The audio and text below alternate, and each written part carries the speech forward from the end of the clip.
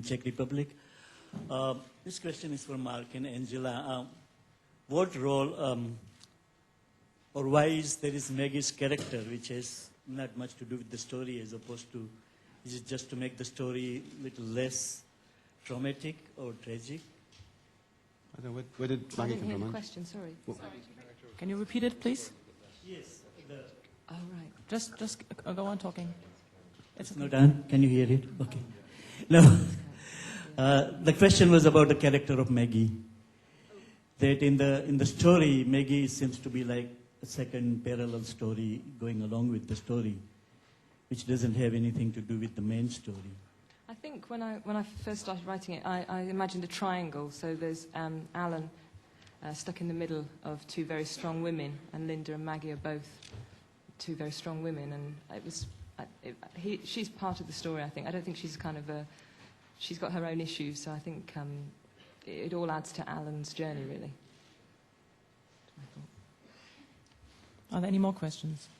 So I have one for Mr. Eaton, one of the producers. Can you tell us something about how you got the script and what did you think when you saw it? And did you saw it, read it and loved it, or how was it? The script Angela sent, I knew Angela's husband Henry from before. He's also a writer and a producer, and Angela sent me the script. And I always get if someone that you know as a friend sends you their work, it always makes you very nervous that in case you don't like it, and you have to tell them you don't like it. But I thought it was one of the best first draft scripts I'd ever read in my life. And I called her immediately and said, I really think it would make a wonderful film. So there was a great story that when Alan first met Mark and Gina, he said a lovely thing. He said, if this was a house, I'd ask you to take it off the market. So that was a nice way of allying himself to the project. Thank you. So another question to Mrs. Pell, because when the movie ended, of course, I wanted to know what happens after the movie ended. Can you tell us something about it? No. Oh, please.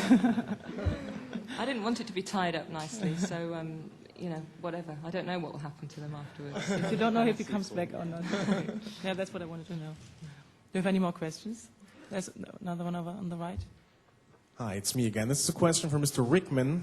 I'm over here. 10 minutes ago, you said you find acting rather difficult. Now, just let me explain where I'm coming from with this. Harrison Ford once said to me, it's just, I go there, I learn the lines, I stand in position, that's it. It's actually very easy. So one could think, people are mean, one could think like, is Alan Rickman forcing himself to act?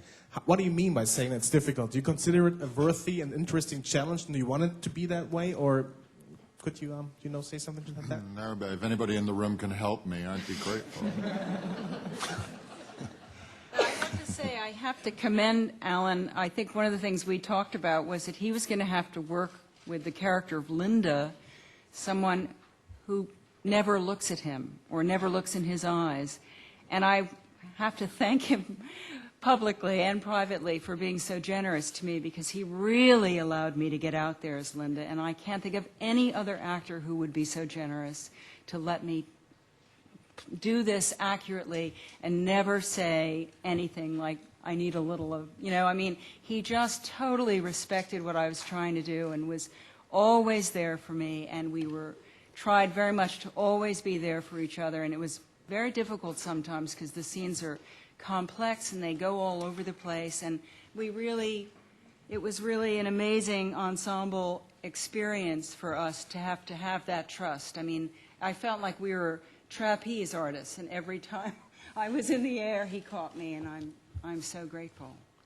It was a luxury, and I suppose to answer your question a bit, I guess as you get older, you realize that the job is to make some sort of honest connection between your work and who you are as a person, and try to understand this accident of being an actor that turns into a choice somewhere along the line. And it's very humbling to, and also it makes a lot of sense of things. I notice myself arranging pencils in a line on my desk. And so, you realize that this spectrum of autism is something that everybody in this room is on in one way or another.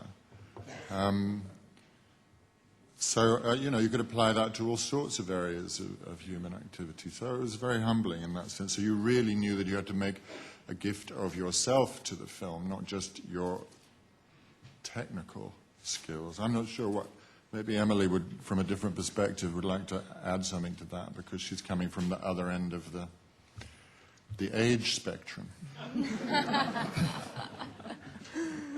I have nothing to add. Well, there you go, you see. She has nothing to add, and I talk too much. There's another question. There was one here. One of you? Okay, so then over there, please. Hello, Niels from Norway. Got a question for Mrs. Weaver. Do you think that you are selecting other roles now than you did 20, 30 years ago? Do you tend to choose a little bit within the same range, or is it very different? Also, I think that you are maybe the actress that are best in portraying strong, really strong women, whether it's Alien or it's Gorillas in the Mist. Is this something you want to continue, or are you looking for other things now? Or no? The question presumes, I think, a lot of control over where one's career goes, which I think is an illusion.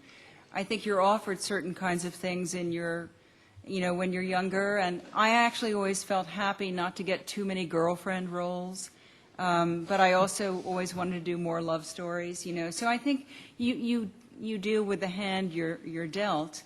I have enjoyed life after Alien. I've gotten to do so many different things. I've been so fortunate with the choices that I've been able to make. And but I think I don't try to now play weak women. I just try to play women. And I think women are strong, and they hold the world together. And so I haven't changed the way I approach my work. It just happens, I think, now that I'm doing less archetypal characters, perhaps. Thank you. Any more questions? So maybe, one over there in the corner, on the right.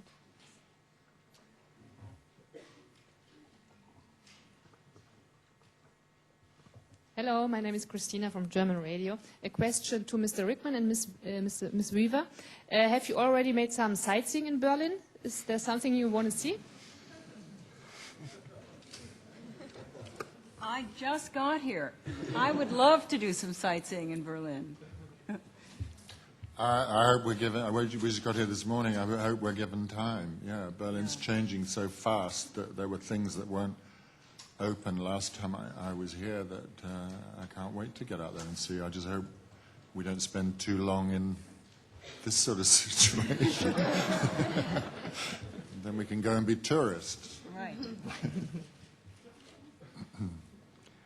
Okay, so I have one last question to Mr. Evans. Maybe you can tell us something about the shooting of the movie. It took place in Ontario, is it true? Or where was it shot somewhere else? It took place in a little town in northern Ontario called Wawa, which Niamh Fishman introduced us to because it was a place he was familiar with. And it had a population of about 3,000 people and theoretically had a lot of snow. But by the time we got to shoot it, the snow had gone. So the good people of Wawa helped us dig the snow out from the lake and put it into Linda's garden. And it stayed there? And it stayed there, yeah, more or less. It was just not snowing, or what was the reason? It was the spring had come. In a way, I was obsessing about this lack of snow, and Alan was generous enough to say to me a week before shooting, "This film isn't about snow; it's about people. It's going to be fine." And I think he was right. Yes, I think he was right too. And okay, so if nobody has any more questions, I would like to thank you for your interest and thank you all for making this wonderful movie. Thank you.